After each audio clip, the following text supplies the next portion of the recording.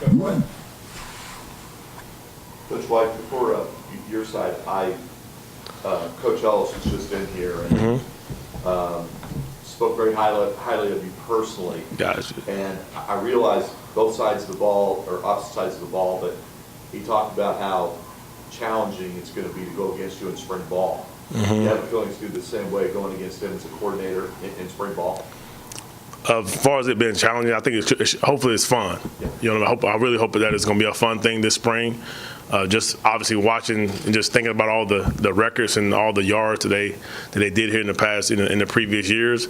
To me, I hope it makes us all better. I mean, I'm pretty sure it will, but it should be fun and it's going to be challenging as well. I mean, those guys put up some numbers, and that offense is a high-powered offense, which to me is just going to make us all better. Very excited about that for sure.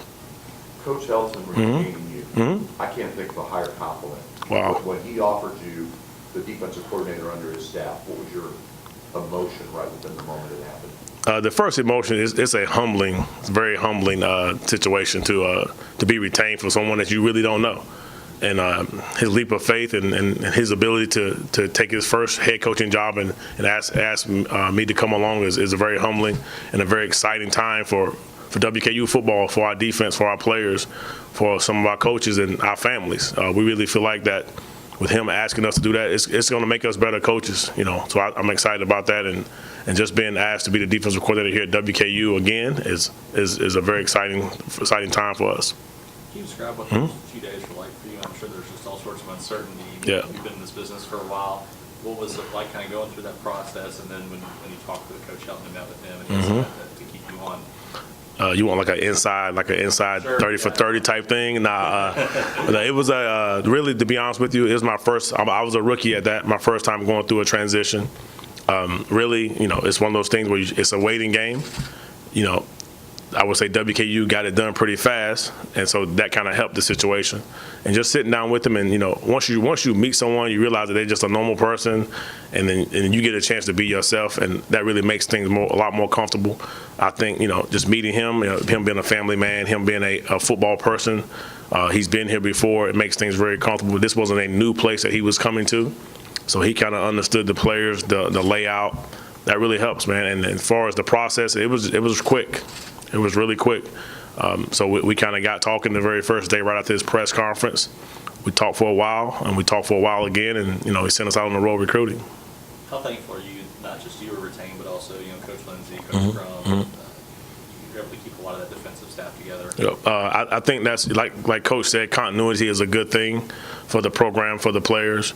It was big to have some, you know, definitely some guys come back, and, you know, that's just the nature of the business, and the way it worked out for us, it was positive. So we really feel like that us growing together, and we said that, you know, going through the transition, all of us should be better coaches, because I never been through it, so I know for sure that you don't want to go through that again. So that's kind of where we are right now. Coach White, I hope this question makes sense. I know you have a core philosophy about defense. Yep. You were taught and what you have learned from various people. But I think it's safe to say what we're going to see from the offense is completely different than what you've seen during your first 2 seasons here. Will you coach your defensive unit different based on what the offense is going to be doing? I would say yes. I mean, because it's going to be a different offense. So, number one, you have to do a good job of adjusting. It's kind of like playing a new opponent, really. It really is. It's like week 2 of a season after you just played week 1. And to me, it's going to be very important for our guys to see the new formations, see the new plays, see the new sets, see the new motions, how they're using their slot receiver, all those types of ways that, you know, that they get their skilled players of football. I think that's you know, obviously they also had a 1,000-yard rusher as well in that offense. And, you know, great quarterback. So I think it's going to be awesome for our guys to see something new at practice on a daily basis. So when you get into the game, some of these things are very similar to what you're facing throughout the conference. So I think that is going to make us a better football team, a closer football team. I believe that our players are going to be able to adjust, because that's what they do. And I'm pretty sure they're excited about it as well. Looking at the defense as a whole from last season, what kind of things do you look back on, say you all did well with? What kind of things do you think you want to improve on going into 2019? I know anytime you do a self-scout and you go back and review, I mean, you feel like you was terrible, man, because you always look at the negatives and you always go negatives first, but whenever you look at the negatives, you really feel bad. Like, you could have done more. I feel like going into the 17 season, we did a good job of knocking the big plays down. I feel like last year, that big play number went back up for whatever reason. I feel like we need to continue. We need to be more consistent throughout the entire game. Obviously, finishing halves and finishing games off, we could have did a better job there. The rush total, we still trying to grind and get that down. We're gonna do whatever it takes this year to get that number down. We want to be around, the 150-yard mark is kind of where you're looking at on the stats. That's pretty decent. The things that we did well last year, we got off the football field way better than we did in 17. Our third down was better.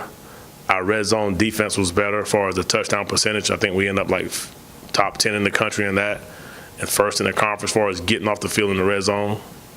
I feel like our interceptions, obviously towards the end, that's what we all remember. We got our hands on the ball a little bit, just a tad more, and our sack total, we went from 12 and we had 12 sacks in 17. We had 28 last year. Could have obviously been at 30. So that's kind of us in a nutshell. We was a bend don't break defense last year, and we got off the field when it counted. Clayton, I was just going to ask you to expand what you said about Coach Helton earlier. You've got a lot of faith in him.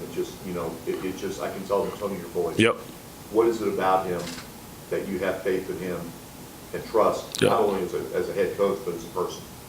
As a head coach, the one is track record. I mean, to me, that says a lot.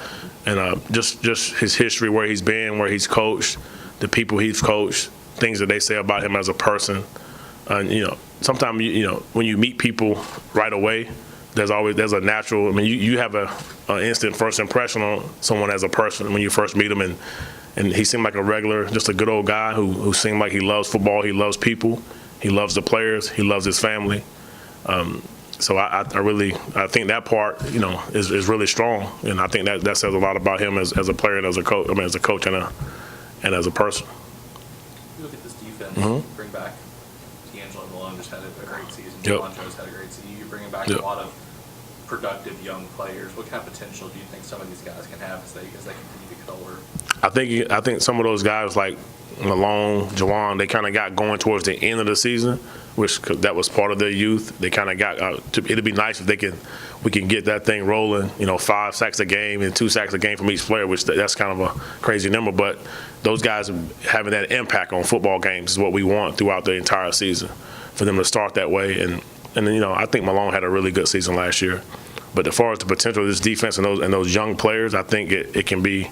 We have a chance to be pretty decent, and to me, it's going to start in the spring ball. Are we going to be detailed? Are we going to be, playing with great effort, great intensity? Just communicating. Are we going to be in game mode this spring? That's going to be the goal. Let's be in game mode this spring. Let's not wait till fall camp. Let's start day one of spring with the experience we have back. We should be in game mode the very first rep. Who are the defensive leaders you anticipate on that side of the ball next year? You have Jawan Jones up front. As a defensive end, he's a vocal leader. You have Jalen George inside, who is a vocal leader. You have Ben Holt. You have Coco. You have Kincaid. Those are pretty much to be the guys from a vocal standpoint. Devin Key's not a vocal guy, but obviously he'll be a leader by his work. Roger Cray will be a leader by his work. So we got about 5 guys that we feel like they can step out in front of our defense and get things back in check whenever they're getting close to get out of check.